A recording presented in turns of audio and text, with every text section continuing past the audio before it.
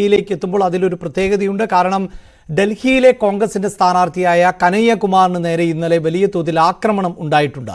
പ്രചാരണത്തിനിടെ ആണ് പൂമാല ഇടാൻ എന്ന വ്യാജേന എത്തി ആക്രമണം നടന്നത്. സംഭവത്തിൽ കോൺഗ്രസ് ഉൾപ്പെടെയുള്ള പാർട്ടികൾ പോലീസിൽ പരാതി നൽകിയിട്ടുണ്ട്. AAP നേതാവും പരാതി നൽകിയിട്ടുണ്ട് എന്നാണ് വിവരം. AAP കൗൺസിലർ ഛായ ശർമ്മയും പരാതി നൽകിയിട്ടുണ്ട്. ഈ പരാതിയുടെ അടിസ്ഥാനത്തിൽ ഇപ്പോൾ കേസെടുത്തിട്ടുണ്ട്. ആക്രമണത്തിന് പിന്നിൽ മനോജ് തിവാരിയുടെ BJP നേതാവ് മനോജ് തിവാരിയുടെ അനുയായികളാണ് എന്നാണ് കോൺഗ്രസ് ആരോപിക്കുന്നത്. ഈ വടക്ക് കിഴക്കൻ ഡൽഹിയിലെ കോൺഗ്രസിന്റെ ലോക്സഭാ സ്ഥാനാർത്ഥിയാണ് കനയ്യകുമാറിന് ജനസമ്മതി വർദ്ധിക്കുകയാണ്. അങ്ങനെയൊരു പശ്ചാത്തലത്തിൽ ആണ് ഇത്തരത്തിൽ ആക്രമണം ഉണ്ടായത് എന്നുള്ളതാണ് കോൺഗ്രസിന്റെ ഭാഗത്തു നിന്നും ഉള്ള പ്രതികരണം. ഇതേ തെരഞ്ഞെടുപ്പിനിടയിൽ തന്നെ AAPയെ വെട്ടിലാക്കിയിട്ടുള്ള മറ്റൊരു സംഭവം ആയിരുന്നു. AAP നേതാവ് പ്രത്യേകിച്ച് രാജ്യസഭ MPക്ക് നേരെ മുഖ്യമന്ത്രി അരവിന്ദ് കെജ്രിവാളിന്റെ PAയുടെ ഭാഗത്ത് നിന്ന് ആക്രമണം ഉണ്ടായി എന്ന വെളിപ്പെടുത്തൽ.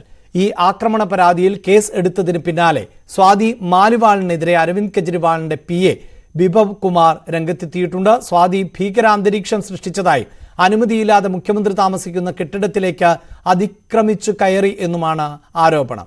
ബിഭവ് കുമാറിന്റെ അറസ്റ്റ് ഉടൻ ഉണ്ടായേക്കുമെന്നാണ് സൂചന. രാകേഷ് ചേരുന്നുണ്ട്. രാകേഷ്, ഇതിപ്പോൾ വാദിയെ പ്രതിയാക്കുന്ന ഒരു സാഹചര്യം. ഇങ്ങനെ അതിക്രമിച്ചു കയറിയെങ്കിൽ, ഭീകരാന്തരീക്ഷം സൃഷ്ടിച്ചുവെങ്കിൽ അതിനൊക്കെ നേരത്തെ പരാതി നൽകാനുള്ള സമയമുണ്ടായിരുന്നു. എന്തുകൊണ്ട് ഇപ്പോഴിങ്ങനെ ഒരു പരാതി ഉണ്ടാകുന്നു?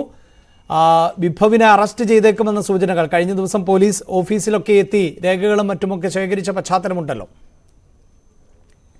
അഭിലാഷ്, ഈ തെരഞ്ഞെടുപ്പ് കാലത്ത് ഒരു ആം ആദ്മി പാർട്ടിയെ വെട്ടിലാക്കുന്ന സംഭവമാണ് സ്വാതി മാലിവാളിന്റെ പരാതി. കാരണം സ്വാതി മാലിവാൾ ഇന്നലെയാണ് സ്വാതി മാലിവാളിന്റെ പരാതിയിൽ പോലീസ് കേസെടുത്തത്. അതായത് തന്നെ ആക്രമിച്ചു, അടിവയറ്റിൽ ചവിട്ടി അടക്കമുള്ള ഗുരുതരമായ പരാതിയാണ് സ്വാതി മാലിവാൾ ഉന്നയിച്ചിരുന്നത്. അതിനൊരു കൗണ്ടർ പരാതി എന്ന നിലയ്ക്കാണ് ഇപ്പോൾ ബിഭവ് കുമാർ രംഗത്ത് വന്നിരിക്കുന്നത്.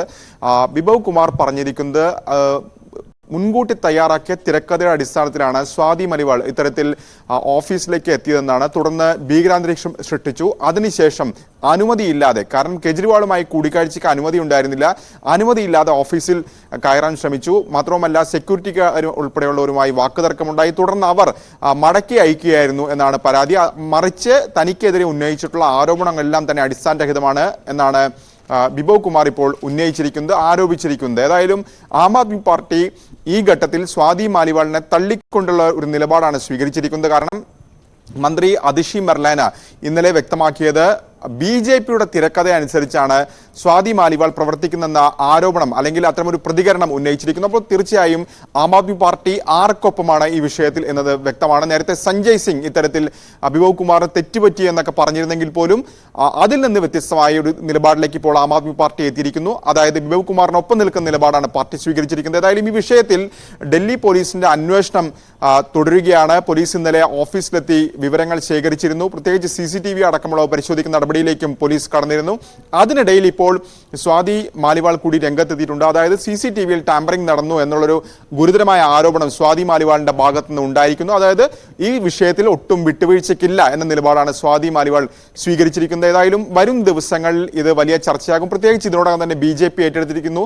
BJP ദേശീയ അധ്യക്ഷൻ തന്നെ ഈ വിഷയത്തിൽ പ്രതികരിച്ചിരിക്കുന്നു. അതായത് കെജ്രിവാൾ ഓരോ ദിവസം കഴിയുന്തോറും കെജ്രിവാൾ തുറന്നു കാട്ടപ്പെടുകയാണ്, കെജ്രിവാളും ആം ആദ്മി പാർട്ടിയും തുറന്നു കാട്ടപ്പെടുന്നു എന്ന പ്രതികരണമാണ് JP നഡ്ഡയുടെ ഭാഗത്ത് നിന്ന് ഇപ്പോൾ ഉണ്ടായിരിക്കുന്നത്. പ്രത്യേകിച്ച് ഡൽഹി വോട്ടെടുപ്പിലേക്ക് പോകുന്നത് 25-ാം തീയതിയാണ്. അപ്പോൾ സ്വാഭാവികമായും ഈ വിഷയം ഒരു ആയുധമാക്കി മാറ്റുകയാണ് BJP. ദേശീയ തലത്തിൽ ഏറ്റവും പ്രധാനപ്പെട്ട വാർത്തകൾ ആണ് രാകേഷ് പങ്കുവച്ചത്.